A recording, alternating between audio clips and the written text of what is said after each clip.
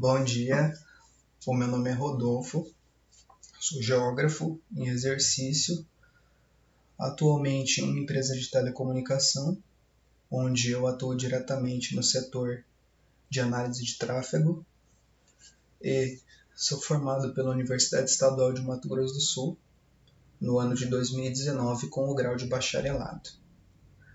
A virtude da gravação desse vídeo está relacionado a apresentar duas técnicas de análise de dados espaciais e análise de dados econométricos, que são técnicas não propriamente da geografia, mas que, aliados ao saber geográfico e ao uso das geotecnologias, a gente consegue adquirir informações espaciais que podem ser importantes para questões de planejamento e de ação estratégica no território.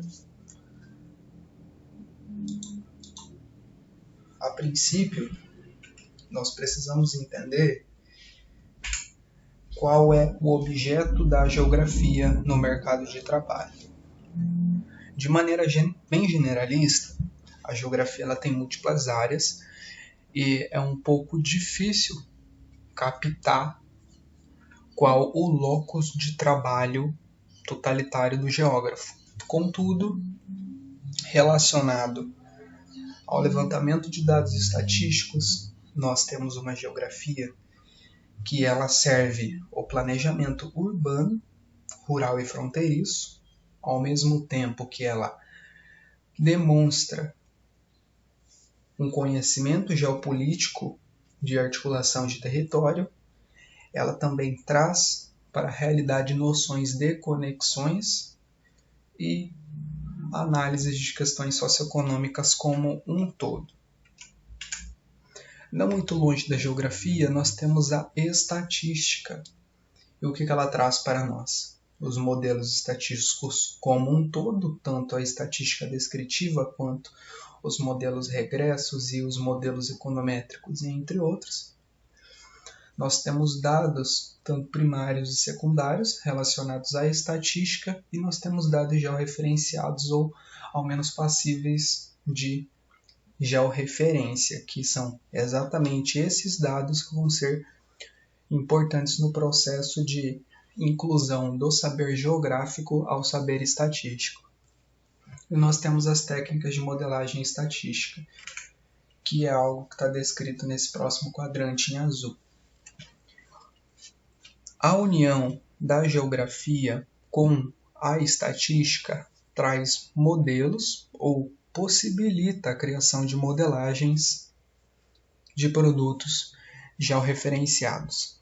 E aí nós temos os dois principais modelos de produtos georreferenciados fruto dessas duas áreas, que são o modelo econométrico de regressão, que em linhas gerais, por mais que a gente não vá falar teoricamente do funcionamento desse modelo, significa que é como que uma variável se comporta em relação a uma reta, e nós temos a análise exploratória de dados espaciais, que nada mais é de como que o dado se comporta em determinado plano espacial. E fora esses modelos que a gente consegue gerar, quem que nós servimos ou a quem é interessante esses trabalhos gerados pela geografia e pela estatística em conjunto? São as prefeituras, as secretarias, as entidades privadas como um todo. Nós também temos a aplicação temática do saber geográfico para a execução de trabalhos terceiros, né? E esse empoderamento de geografia e estatística por meio desses modelos também vai trazer um potencial uso empreendedor para a geografia. Isso vocês vão entender um pouco melhor quando eu apresentar os dois modelos a princípio. E eu começo a apresentação perguntando qual que é o papel da geotecnologia para o futuro, porque a gente tem, de certa forma, um saber geográfico teórico que necessita de maior discussão do funcionamento da geotecnologia dentro desse entorno de conhecimentos. E bem, a princípio, esse modelo de trabalho que eu vou estar apresentando nesse momento, ele foi desenvolvido em 2017 por mim, enquanto eu estagiei em uma unidade de polícia de Campo Grande. Qual que era o quadro dessa unidade de polícia? Nós possuíamos estatística, que não era georreferenciada, só que era passível de georreferência, que era um boletim de ocorrência e eles possuíam informação de qual local do crime. Isso só não era georreferenciado. Em linhas gerais, as ocorrências eram registradas, eram tabeladas e encaminhadas a um setor específico da Secretaria de Segurança Pública. E isso intrigava porque os dados em si nada mais serviam do que para mostrar que ou aumentava a criminalidade ou diminuía a criminalidade. Eu, a partir daquele momento, acreditei que o uso daqueles dados eram incompatíveis e poderiam ser melhor utilizados para o planejamento. Então, bem, em 2017 eu desenvolvi um projeto não muito complexo, que nada mais era do que você pegar o dado do boletim de ocorrência, sobretudo das estatísticas de furto, que são passíveis de georreferência, já que elas constituem a vítima informa a rua e o número da residência que ela sofreu o delito. E bom, eu já referenciava esses dados de boletins, criava um buffer, ou seja, uma área de abrangência onde tivesse maior adensamento de ocorrências, e para isso eu utilizava a estatística de Clapper, salvo engano 2005, que ele delimita 1 km para delimitação de dado criminal. E bem, depois que eu aplicava esse buffer, que era o kernel, nós tínhamos a espacialização das ocorrências e indicávamos qual que são as áreas mais vulneráveis. Em seguida, também do dado obtido, a gente conseguia adquirir informações terceiras, porque o boletim de ocorrência traria informações terceiras também, que eram qual que era o período de pico criminal, quais são as residências mais expostas ao risco e qual o tipo de delito ocorrido. Essas informações, conforme você tem a sua estatística, tem o seu dado, você pode tabular elas. Não necessariamente georreferenciar, mas também é uma informação que é importante ao planejamento. Esse conjunto de você espacializar a ocorrência e obter variáveis terceiras auxiliava a obtenção policial. Esse projeto ele foi reformulado no ano de 2019 com um emprego de técnicas de regressão linear e de análise de dados exploratórias. Para tal, eu parti para um outro sistema de informações geográficas chamado Geoda. O Geoda ele é um tipo de software que permite a união de tabelas estatísticas com informação geoespacial, ou seja, shapefile, e você pode realizar cálculos matemáticos, cálculos complexos como modelo de regressão, modelo SAR, modelo SAP e entre outros. Então, ele serve muito bem para esse tipo de análise econométrica. No que constitui esse novo projeto?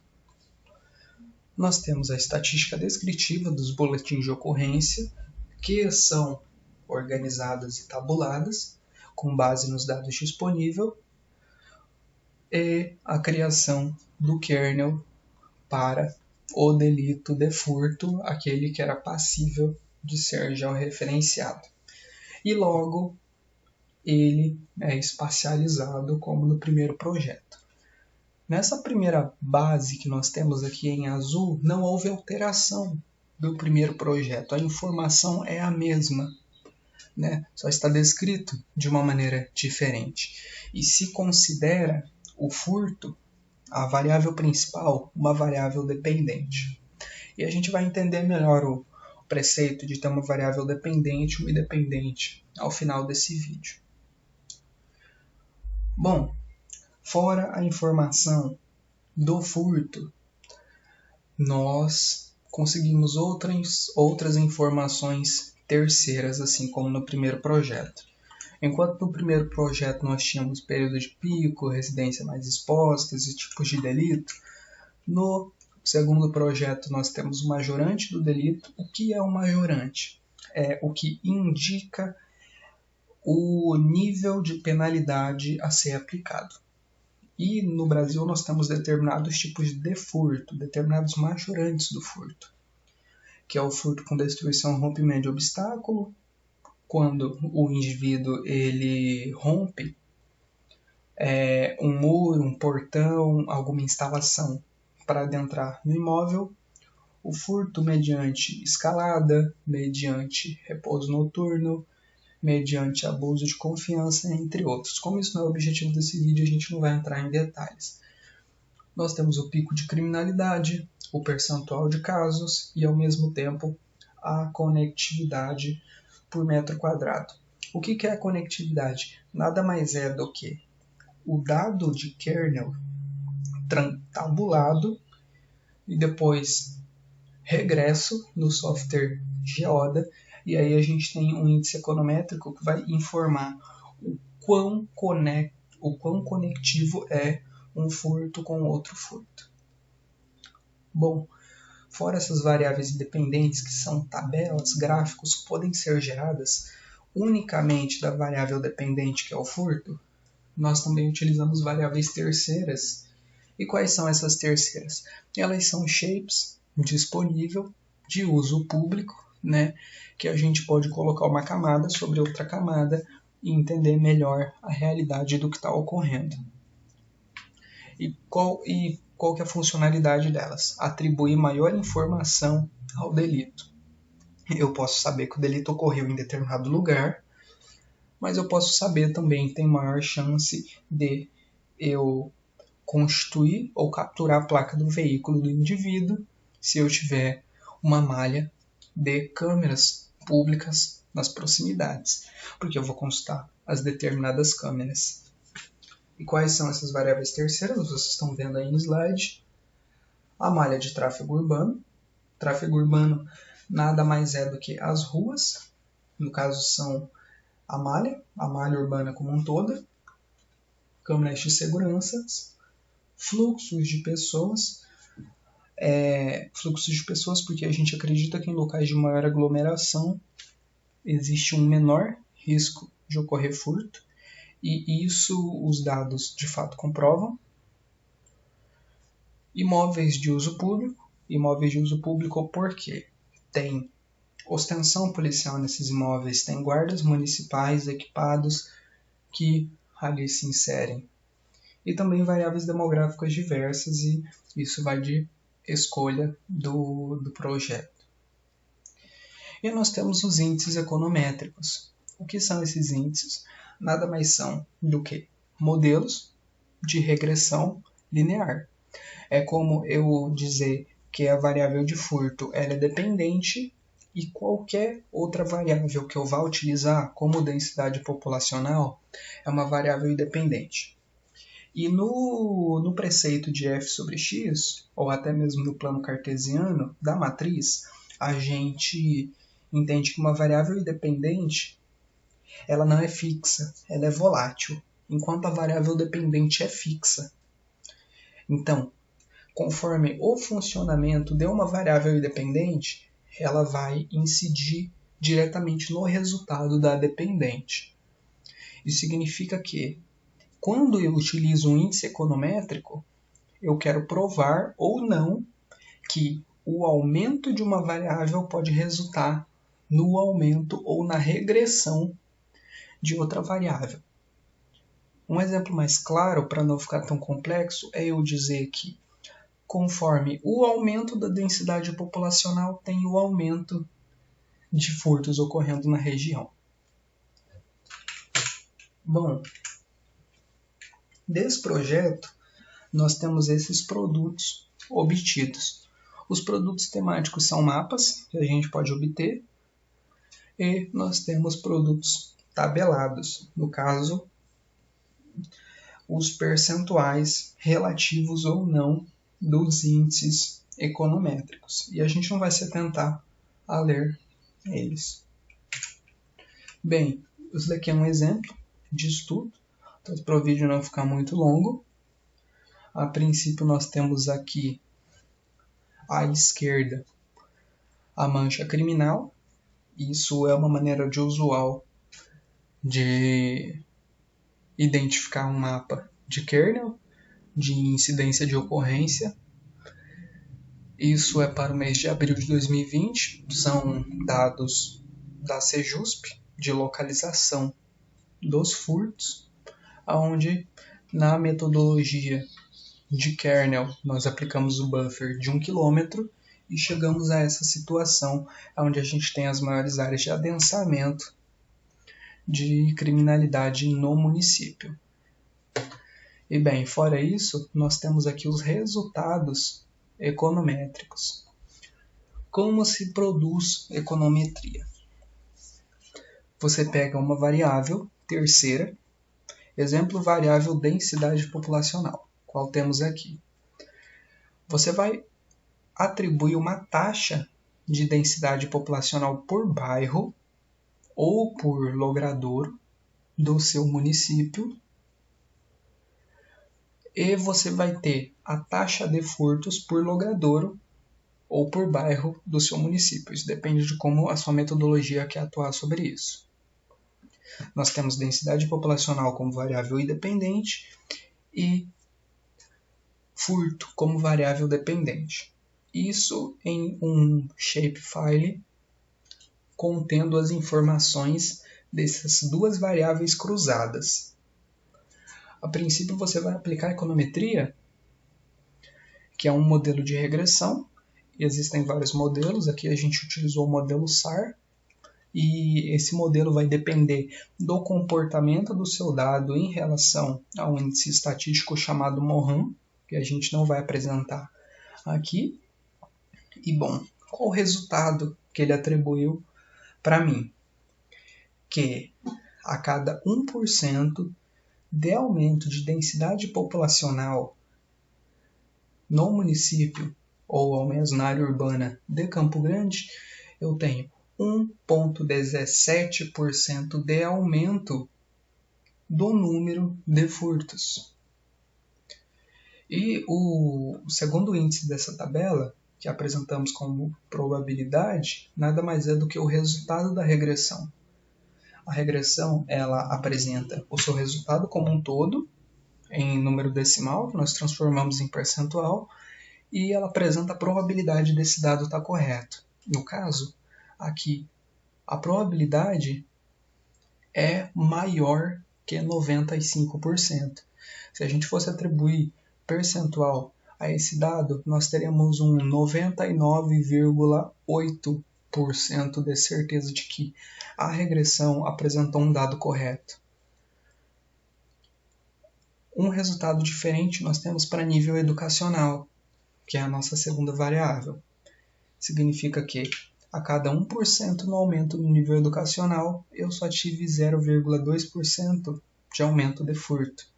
Ou seja, isso não é tão significativo para um agente que trabalha com planejamento. A gente vai pular para o dado de renda aqui embaixo. A cada 1% de aumento na renda da região, eu tenho 1,4% a mais de furto. E claro, isso não é à toa que nós temos aqui na mancha criminal maior concentração de furtos em regiões onde a gente tem um percentual econômico bom. A área de Tijuca, a área central, a área do aeroporto e assim por diante. Bom, densidade automobilística. nosso próximo dado que a gente pode analisar, a cada 1% de aumento na densidade de automóvel, no cálculo automóveis por quilômetro quadrado em escala de bairro, nós temos 1,03% de aumento em furtos.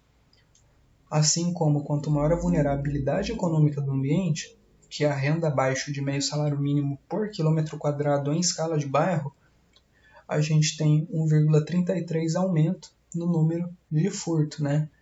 E o dado mais alarmante que foi apresentado aqui é que a cada 1% no aumento de um comércio, ou melhor, na atribuição da variável comércio, nós temos 1,46% de aumento na taxa de furto. Os dados que nós temos aqui apresentam o que para alguém que atua como um gestor?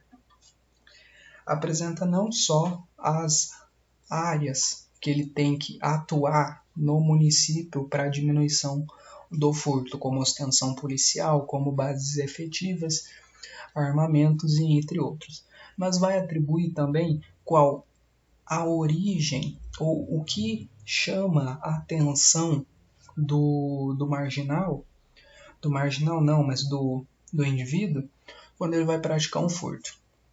E os dados informam que o que maior chama a atenção do autor é o aumento de densidade populacional, o aumento de densidade comercial, o aumento da vulnerabilidade econômica e o aumento da densidade automobilística. E o que a gente pode atribuir além desse aumento? A gente pode informar que o estudo apresentou que quanto maior a vulnerabilidade do indivíduo, maior ele tem risco de sofrer um delito, um furto, no caso. Então, como que um agente público tem que atuar sobre isso? Tem que melhorar a extensão em áreas de maior vulnerabilidade social. Tem que melhorar a extensão em áreas que têm maior densidade automobilística. Tem que orientar ou fornecer meios mais seguros para áreas que possuem maior densidade de comércio. Ou tem que, ao menos, melhorar a extensão policial em áreas de maior densidade populacional.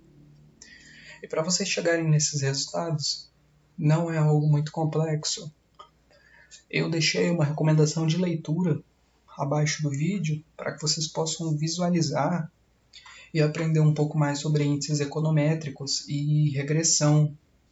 Esse slide vai ser disponibilizado e vocês podem ter acesso a cada um desses links aqui, todos online, sobretudo dou a recomendação de leitura maior ao livro do Hoffman, de 2016, que ele faz um estudo de análise de regressão, de todo o conhecimento teórico que determinou o método regressivo para estudos econométricos.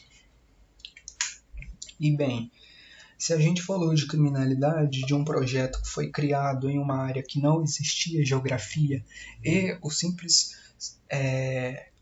a simples função de haver um profissional da área da geografia transformou aquele ambiente, que foi o ocorrido na delegacia, qual não existia esse tipo de estatística antes da minha presença.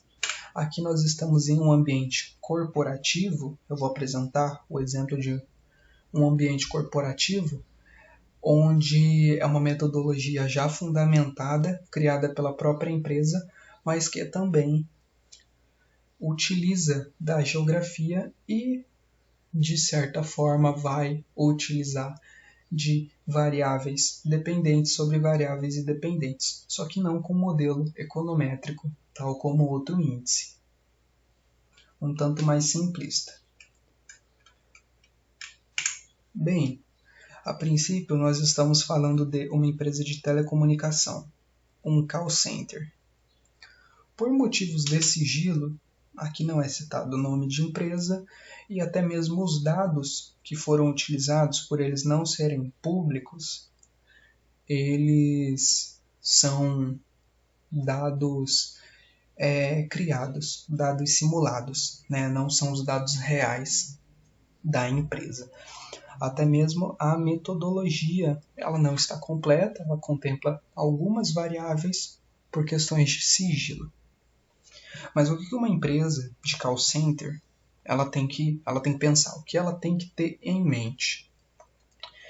Bom, o processo capitalista indica que uma empresa ela tem que, ao mesmo tempo, garantir o seu lucro para a sua sobrevivência e para a sobrevivência do empreendimento capitalista como um todo, e ela tem que gerar qualidade na prestação de serviço.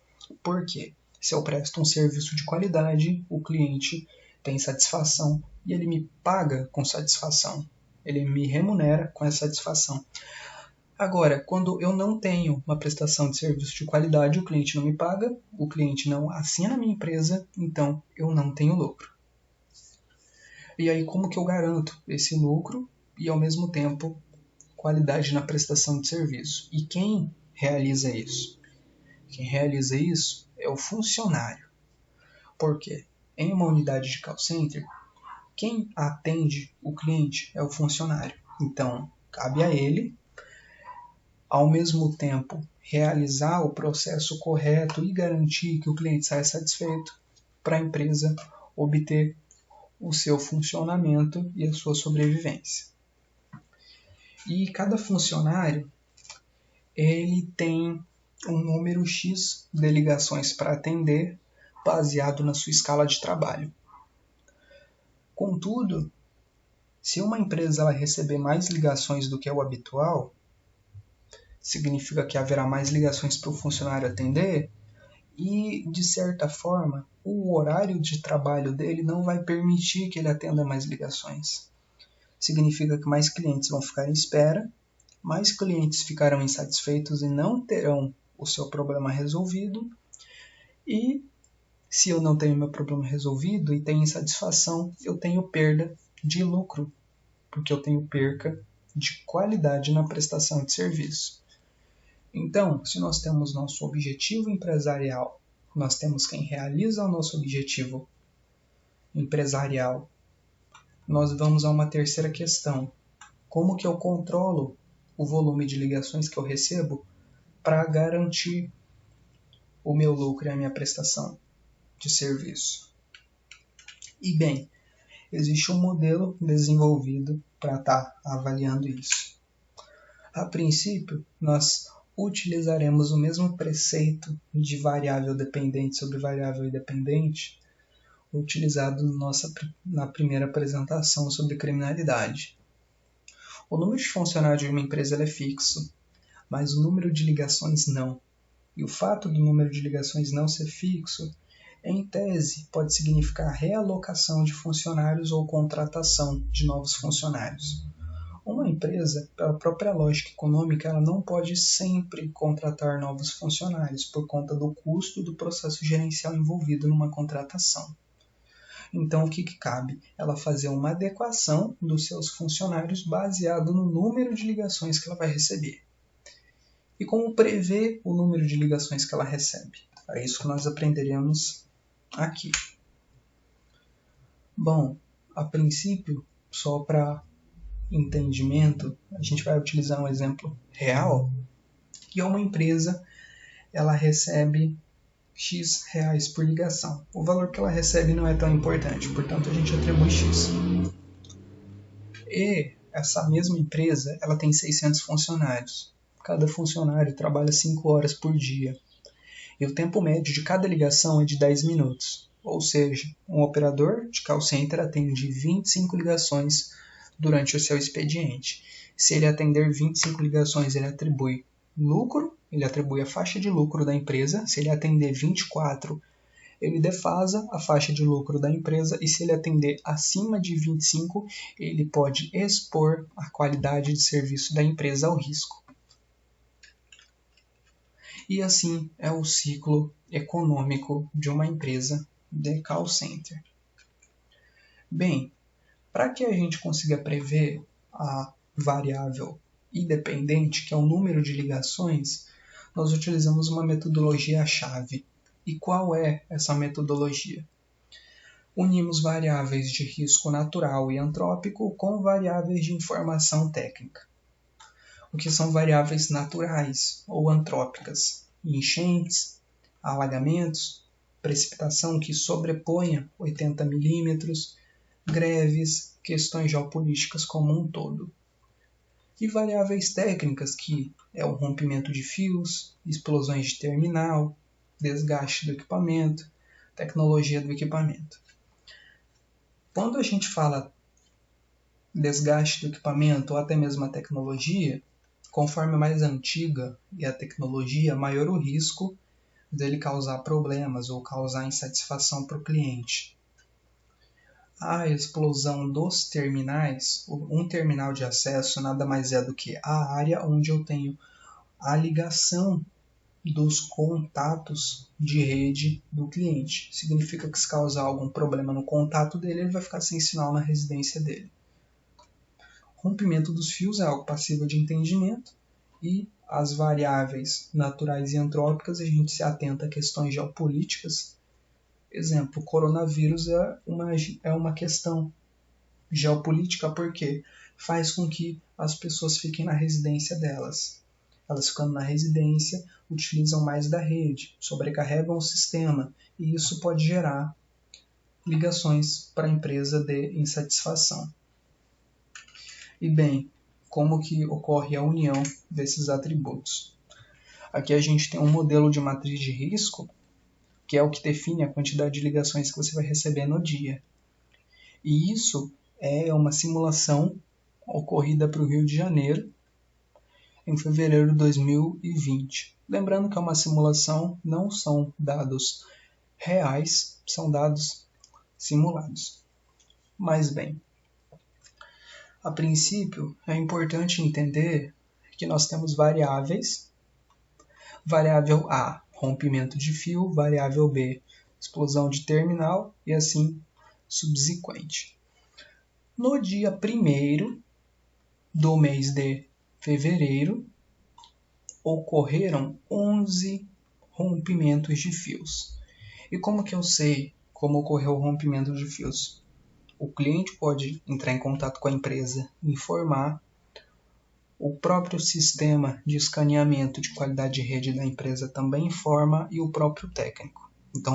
Então, temos esse banco de dados à disposição. Bem, voltando ao raciocínio, dia 1º ocorreram 11 explosões ou 11 rompimentos de fios. A variável A, em uma escala de peso que vai de 1 a 3, onde 1 significa que você pode receber até 50 ligações a mais, peso 2 significa que você pode receber até 150 ligações, e o peso 3 até 300 ligações, a variável A está em peso 1, ou seja, a cada uma ocorrência de rompimento de fios, eu calculo que receberei 50 ligações a mais. A variável C, tipo de equipamento, ela tem risco 3, ou ela tem peso 3. E por que eu tenho a ocorrência 3 aqui? Porque significa que grande parte da área, ou o bairro, ou a região que eu estou analisando no Rio de Janeiro, possui uma tecnologia inferior à tecnologia de fibra ótica ou à tecnologia de cabeamento. Uma tecnologia cobre. E o cobre, ele dá muito problema porque ele tem interferência de rede elétrica, de campo magnético, de chuva e entre outros. Então, eu tenho um equipamento de cobre na região do cliente, significa que eu posso receber até 300 ligações. E assim, subsequentes para cada uma dessas variáveis. No final, é realizado um cálculo baseado nos pesos que aqui temos e chegamos a um número de ligações por dia. Então, acredita-se que com esses dados aqui disponíveis, nós receberemos 3.400 450 ligações no dia 2 de fevereiro, porque essas ocorrências ocorreram no dia 1º. Geralmente, o problema se dá em um dia e o cliente entra em contato no outro dia. Então, utiliza-se essa lógica. E assim por diante, até que no dia 30 faremos a previsão, ou melhor, o resultado do dia 30 faz a previsão do resultado do dia 31 ou do dia 1º e assim por diante. Isso depende do mês. Bem, o que varia estes números? A princípio, a quantidade de ocorrências e a quantidade de ocorrências do dia anterior. Se eu tive 20 ocorrências para o dia 1º e eu cheguei a um resultado de 3.450 ligações para o dia 2. No dia 3, eu não tenho que considerar que, ao menos, parte dos clientes não entrarão em contato comigo no dia 2 e sim no dia 3, por alguma situação adversa do próprio cliente. Então, eu pego os resultados do dia 1º, que eu sei que serão atribuídos no dia 2, e atribuo ao dia 3, que é o dia subsequente, 20% do valor total das ligações que eu sei que eu vou receber no dia 2. Porque, por estatística, pelo menos 20% dos clientes só entram em contato 2 dias depois da ocorrência do problema. Então, é uma matriz de risco com pesos que leva em consideração a lógica do cliente fazer o contato com a empresa. E para o setor de planejamento, o setor de remanejamento de funcionários, essa informação ela vai identificar a quantidade de operadores daqueles 600 que eu informei no início da ligação, que devem estar logados e que devem estar em sua escala de trabalho, e entre outros. Bem, é isso que eu queria mostrar para vocês.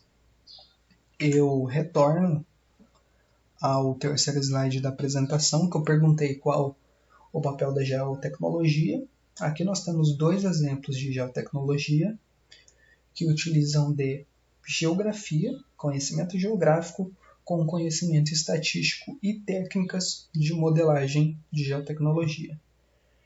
Então, essa apresentação serve para refletir o potencial trabalho do geógrafo para a sociedade e os dados que ele pode atribuir na sua atividade de pesquisa, que vão ser inerentes ao planejamento.